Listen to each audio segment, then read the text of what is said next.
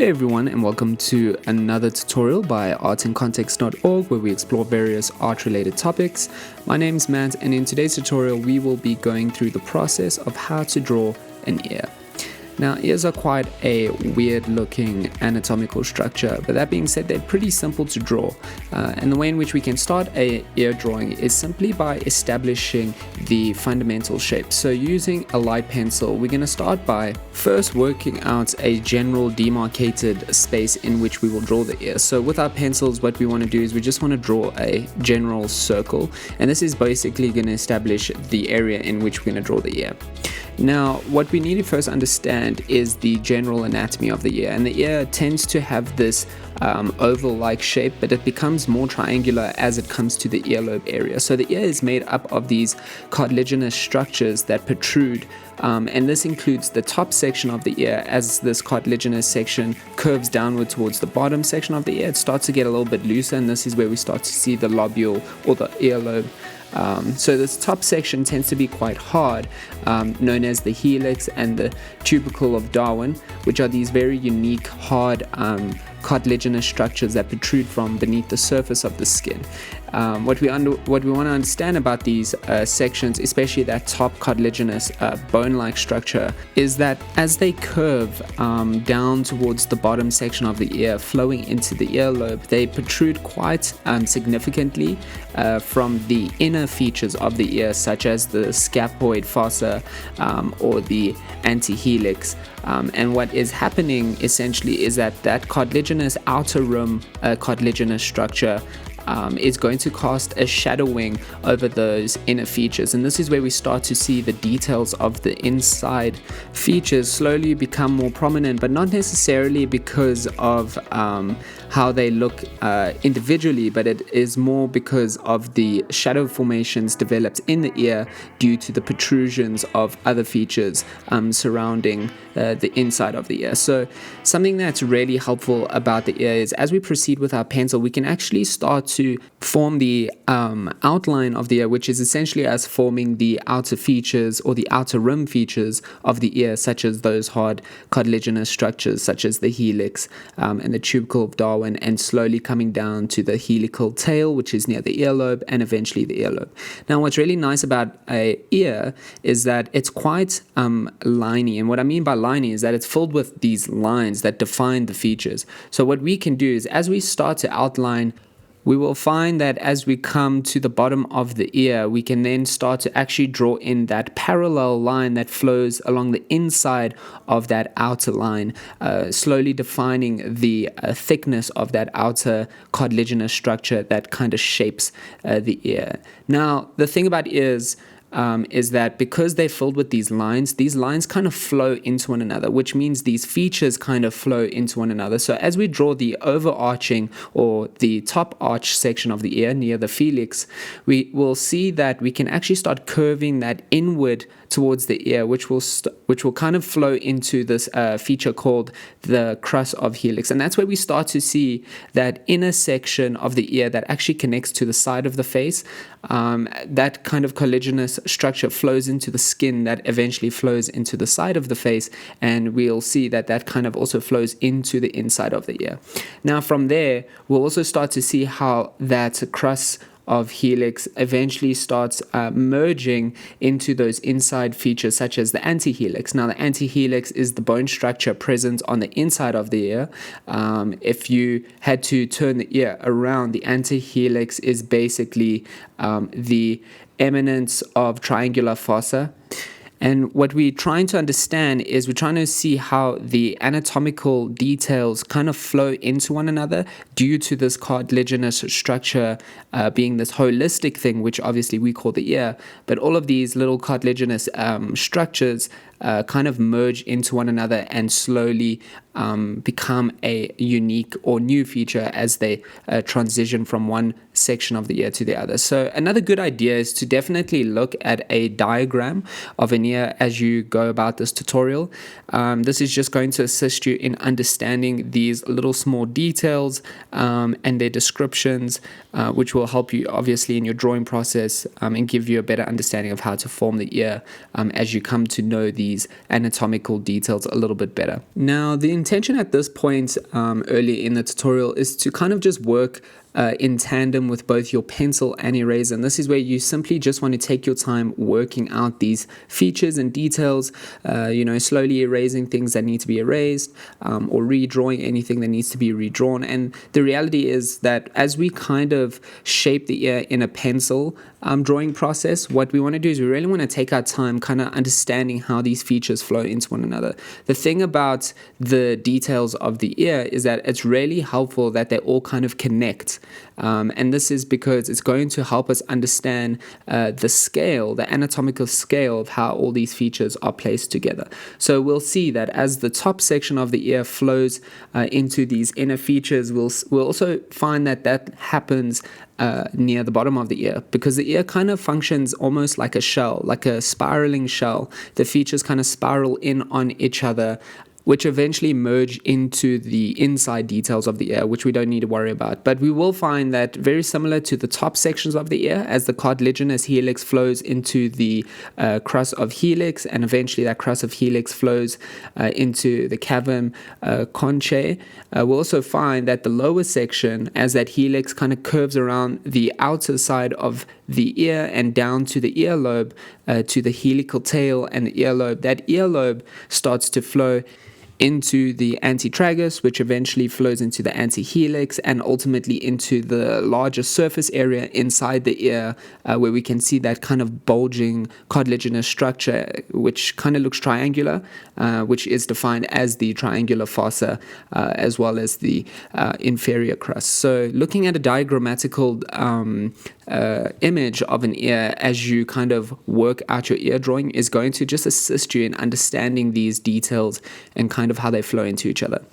Now, as we take our time with our pencil kind of drawing in these details, making sure that they flow into one another, making sure that the anatomical scale makes sense, make sure you just take your time working with both your eraser and pencil as you work out these details. What we can also start to do is we can start working in some light pencil shading, and this is especially important for the details inside the ear. The reason being, again, because the outer cartilaginous rim around the ear casts shadows, we find that naturally it's going to define these features due to the shadow formation that it's casting within the ear. And the same goes for the superior crus, as well as the crus of helix and the antihelix, the kind of triangular bulging structure that protrudes from inside the ear. It's going to cast shadows on the surrounding features, such as the scaphoid fossa, as well as the cymba conchae, which are those inner kind of deepened indentations within the ear that kind of sit quite closely towards the eardrum itself, or the crevice or the orifice that goes inside the ear. Now, the cymba conchae is kind of this indentation that is partitioned by the crus of helix, which flows from the top section of the cartilaginous structure and spirals back into the ear as it connects into the inner features of the ear. And again, the way in which we define these indentations is not going to be by line work, but it's going to be by shadow formation. And this is where we're going to start utilizing our pencils to create these indentations or distinctions between protruding features and features that are indented within the ear. So take your time kind of working out how to integrate the shadow formation in order to define or further enhance these inner features.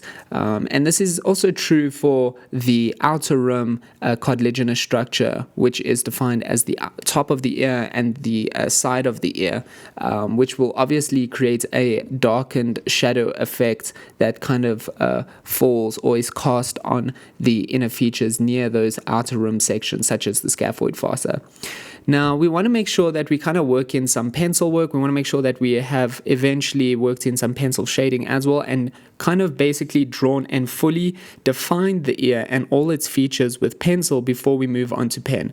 The thing about utilizing ballpoint pen, especially in this tutorial, which we will be doing, is that ballpoint pen is a great way to not only work with a drawing format in the sense that it works really well, similar to a pencil for drawing, but its ink actually comes out quite sparingly, and that's the reason we use it. So it gives us a lot of autonomy for creating softer and darker shadows, as opposed to a different type of pen where the ink comes out quite harsh and therefore makes these dark marks which we don't really have control over. So we're going to start transitioning into using our ballpoint pen, and the idea is that we're going to proceed as we did with our pencil drawing process. However, this time we want to simply just kind of go again over these details that would be darkened, slowly shading them in, building up layers by layers with our pen marks. Now, again, something to note about ballpoint pen is that it works very similar to pencil, and that means we want to be conscious of the amount of pressure that we apply to our pens as we make these marks. And the idea is that we kind of want to treat it as a pencil. So slowly going through these features, we want to kind of use our pencil shading as a means of guiding us as we darken these features with our pens. Now, we're definitely going to treat the pen shading process just as we did with our pencils, and this means we're going to slowly work our way from one side of the ear, preferably the top of the ear, and slowly work our way down until we kind of spiral back to the central inner features of the ear and kind of connect our shading between the top sections and the lower sections. And again, we want to really consider how the differences between the protruding features and the indented features are defined by the utilization of both shadow formation, which is kind of more smooth shading, so building up our smooth shading layer by layer, as well as refined line work, where we can actually kind of define certain features significantly with some line work due to their protruding nature. And this is particularly true for the outer features that kind of sit near the outer cartilaginous structure that forms around the outer rim of the ear. And naturally, that's going to define quite a harsh shadow that runs along the inner kind of outline near the outer rim of the ear, which could be defined as the scaphoid fossa. And that's going to be quite distinct in terms of a shadowing or defining line work. Now, another major thing to consider as we proceed with our shading process is, again, making sure, number one, we kind of allow the pencil marks and the pencil shading that we have done previously before using pen to assist us. The other thing that we want to consider, the second thing, is that we want to kind of create these subtle gradient shifts that kind of transition seamlessly from dark to light as we define these crevices and bumps with shadow formation by the utilization of shading. And this is particularly true for any area or indented area that is quite dark. So, for instance, as we come towards the eardrum, we'll see that we can make those features quite dark nearby, because obviously light is going to struggle to penetrate those features due to the protruding features surrounding it. Another way to think about it is that those protruding features are in fact actually casting shadows onto the inner features of the ear, and that's why they are dark. However, as those protruding features kind of merge into the shadowed areas, we can start to work in some gradients that shift from dark to light as they come into those protruding features, which would be more exposed to a light source. And this is true for features such as the inferior crux, which is that bulge or bump that sits on the inside feature or the inner top area of the ear, as well as the crus of helix that flows in from the top cartilaginous helix structure into the ear, as well as the tragus, which is kind of the little bump that covers the eardrum and the earlobe, and so on and so on. And this is also something really important to think about in terms of how the earlobe transitions into the inner ear. So we see that that cartilaginous structure flows into the earlobe, and then the earlobe is kind of this flattened surface area, but then it flows back into the ear, again spiraling back into the ear, and those features start to become slightly darker as we move into the ear again once more. So we want to consider how we utilize shadow formation, or in this sense, how we utilize our shading to kind of create those transitions from shadowed areas to lighter areas in the ear. So again, make sure you kind of take your time. It's really important that you consider using a diagrammatical representation of an ear, so you understand which features you are shading in, and this also gives you a better understanding of the anatomical nature of the ear structure as a holistic thing. Now, we really want to just make sure we take our time. Again, the ear is kind of a unique structure in the sense that all the features merge into one another and is defined or described by this line work, which is quite unique to the ear because the ear is quite line intensive as a feature, and all the small details and features within the ear itself merge into one another. So we can really kind of allow our shadow formation by the utilization of our shading process to slowly have these transitions. We don't want to have like stark differences. We kind of want to make sure that we make our shading as seamless as possible. That being said, it is really important for you to really pay attention during the pen shading process, especially with the pressure that you apply to your pen. We want to make sure that we kind of build layers on top of one another. We don't necessarily need to make these really dark marks from the get-go. What we do want to do, however, is build up tonal value by layering marks. And this is also going to assist us and keep us kind of in check as we create the distinctions between darkened and lightened features within the ear. But otherwise, this is the general process of drawing the ear, guys. Some major takeaways is first establish the general and overall shape with your pencil. From there, you can kind of work with your pencil and eraser in tandem with one another to kind of describe or define and position the features and place them in their correct positions.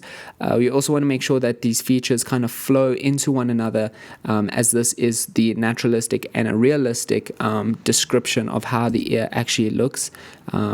From there, you can add in some pencil shading, kind of just to describe which areas will be shadowed and which areas will be light. And this is obviously going to emphasize the three-dimensionality of the structure. And then lastly, we will work, or you work in some pen marks and some pen shading, and allow those pencil marks to assist you in that process to further enhance the details, the contrast, and the overall three-dimensionality within the ear drawing. Otherwise, that's the general process. Ears are not difficult. It is also just a matter of repetition. Maybe come back to this tutorial and try draw a couple ears just to keep yourself practiced. If you found this video helpful, please drop us a like and a subscribe.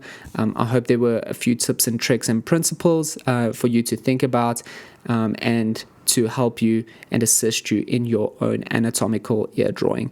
Otherwise, that's it from me. Thanks, and see you in the next video. Cheers.